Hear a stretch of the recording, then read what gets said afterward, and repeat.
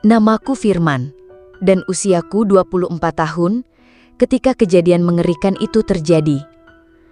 Aku bekerja sebagai mekanik di sebuah bengkel tua yang berdiri di tepi jalur Pantura. Jalur itu seperti urat nadi yang tidak pernah berhenti berdenyut. Siang maupun malam, suara kendaraan besar, klakson bus dan aroma solar selalu memenuhi udara. Bagi sebagian orang, jalur itu adalah jalan pulang. Namun bagi sebagian yang lain, jalur itu adalah jalur tengkorak. Aku sudah 2 tahun bekerja di bengkel itu. Temanku bernama Budi. Kami sama-sama belum menikah dan sama-sama tidak memiliki tujuan hidup. Kami berdua diangkat anak oleh Pak Karno, pemilik dari bengkel ini. Pak Karno lebih sering tidur di bengkel daripada di rumahnya sendiri. Katanya bengkel lebih nyaman dibanding rumahnya. Minggu terakhir sebelum Idul Fitri, jalur Pantura dipadati kendaraan pemudik.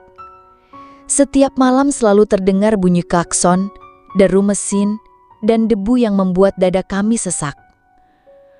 Malam itu, aku dan Budi yang mendapat giliran jaga di bengkel. Seharusnya ada Mas Wahyu yang menemani. Dia merupakan mekanik senior, tapi dia pulang kampung lebih dulu.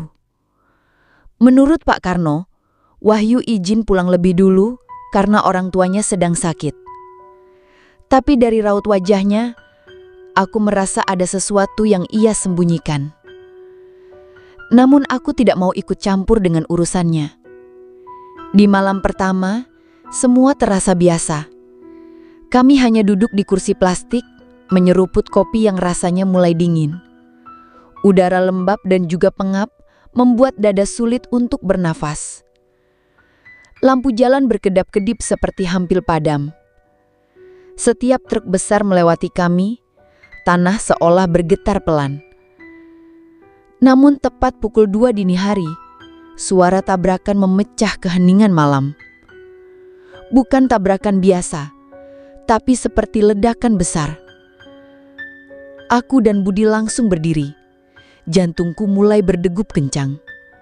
Asap mengepul dari kejauhan dan sekitar 2 kilometer di depan kami. Aroma logam terbakar mulai menusuk hidung. Kami langsung berlari menuju sumber suara. Beberapa kendaraan ikut berhenti dan orang-orang berkerumun di dekat lokasi kejadian. Sebuah bis besar terguling ke sisi jalan. Bagian depannya hancur, kacanya pecah berserakan. Tubuh penumpang bergelimpangan di jalan dan tak ada satupun yang bergerak. Semua diam membeku seperti waktu ikut berhenti. Tidak terdengar jeritan, tidak ada suara tangisan para korban.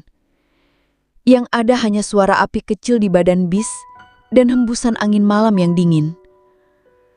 Petugas baru datang setengah jam kemudian. Puluhan mobil ambulans, polisi dan mobil derek memenuhi jalan. Namun anehnya, tidak ada satupun korban yang selamat. Puluhan nyawa hilang dalam sekejap mata. Lebih anehnya lagi, tidak ada bekas pengereman di jalan. Seakan bis itu sengaja ditabrakkan ke bahu jalan. Setelah evakuasi, aku dan Budi diminta ikut menjaga bis yang akan dibawa ke kantor polisi. Tugas kami hanya mengawal barang-barang penumpang yang tersisa. Dan di dalam bis, bau hangus bercampur amis darah menusuk hidung. Kursi penuh dengan bercak merah. Namun ada bau lain. Bau yang tak seharusnya ada di dalam sana. Yaitu bau kemenyan seakan ada ritual di dalam bis itu sebelum kecelakaan. Bau itu berasal dari belakang kabin bis. Hawa dingin mulai merayap di leherku, membuat bulu kuduk berdiri. Aku merasa ada yang mengawasi dari lorong sempit. Aku coba duduk di bangku dekat jendela yang pecah. Budi memilih duduk di belakang. Namun wajahnya nampak gelisah. Dia tampak sibuk membuka tas milik salah satu penumpang. Aku hampir bertanya, tapi suara derek mengalihkan perhatianku. Bis mulai ditarik perlahan dan roda berdecit ketika menyentuh aspal. Perjalanan menuju kantor polisi pun dimulai. Tapi suasana di dalam bis berubah mencekam. Tidak ada percakapan antara aku dan Budi. Yang ada hanya suara logam bergetar dari kait derek. Dari kaca depan nampak lampu jalan bergantian melewati kami. Namun setiap kali melewati tiang lampu, aku melihat bayangan hitam melintas cepat di dalam lorong bis. Bayangan itu menuju bagian depan bis dan menembus keluar. Lalu kejadian itu terus terulang lagi dan lagi. Terlalu cepat untuk dikenali, tapi cukup jelas membuat jantungku berdebar. Aku mencoba mengabaikannya. Namun lorong itu seakan memanggilku. Seperti ada sesuatu yang tertinggal di sana, menunggu dan menatap kami berdua. Budi masih duduk di belakang. Namun samar-samar terdengar suara bisikan. Suaranya lirih, terputus-putus, dan tidak jelas dari mana asalnya. Aku coba mendengarkannya, namun tiba-tiba suara itu hilang, berganti dengan bau busuk. Bukan bau hangus atau kemenyan, tapi bau daging yang sudah lama membusuk. Udara di dalam bis semakin berat, seolah mengental. Aku bangkit perlahan, namun langkahku terasa begitu berat. Aku berjalan ke arah belakang dan di kursi baris ketiga, seperti ada seseorang yang baru saja duduk di sana.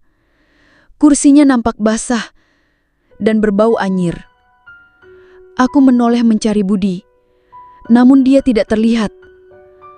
Aku coba memanggil namanya, tapi tidak ada jawaban. Aku melangkah lebih jauh ke belakang, namun lorong terasa memanjang seperti tidak ada ujungnya. Aku mulai meragukan penglihatanku. Namun mataku menangkap sosok di antara barisan kursi kosong. Budi terlihat sedang terduduk membelakangiku, dan tangannya memegang sesuatu yang berkilat. Aku coba mendekat perlahan.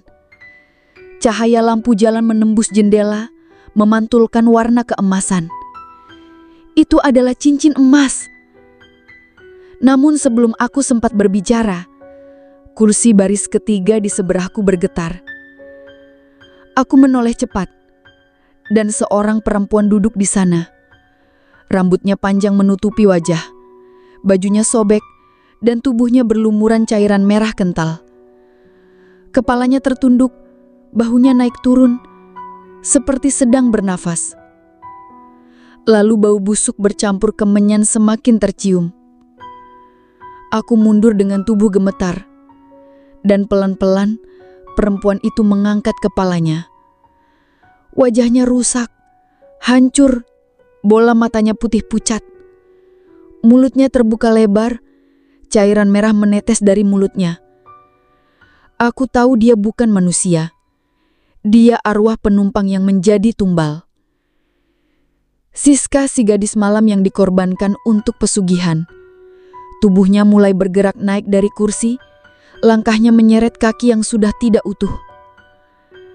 Cairan merah menetes di lorong bis, meninggalkan jejak merah. Aku menatapnya dengan melotot. Aku tak bisa bergerak dan hanya berdiri gemetar. Di belakangku, Budi menjerit. Suaranya serak, seperti bukan suara hewan buas. Matanya melotot, dengan cincin emas masih digenggam erat. Tubuhnya menjadi kaku, lalu terguncang seperti kesurupan. Bis tiba-tiba berguncang keras. Mobil derek di depan oleng karena remnya blong. Aku terhempas keluar menabrakkan kaca jendela yang telah pecah.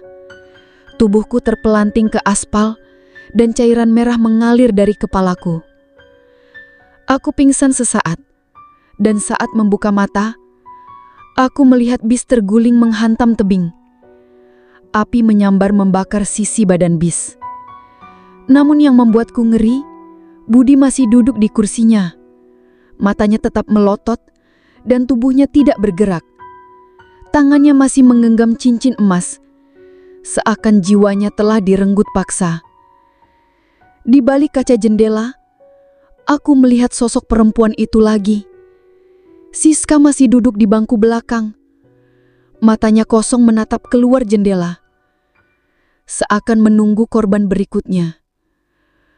Aku hanya bisa menangis, menyadari temanku telah menjadi bagian dari pesugihan itu. Dan malam itu, di jalur Pantura, arwah Siska kembali mendapatkan tumbal yang ia inginkan.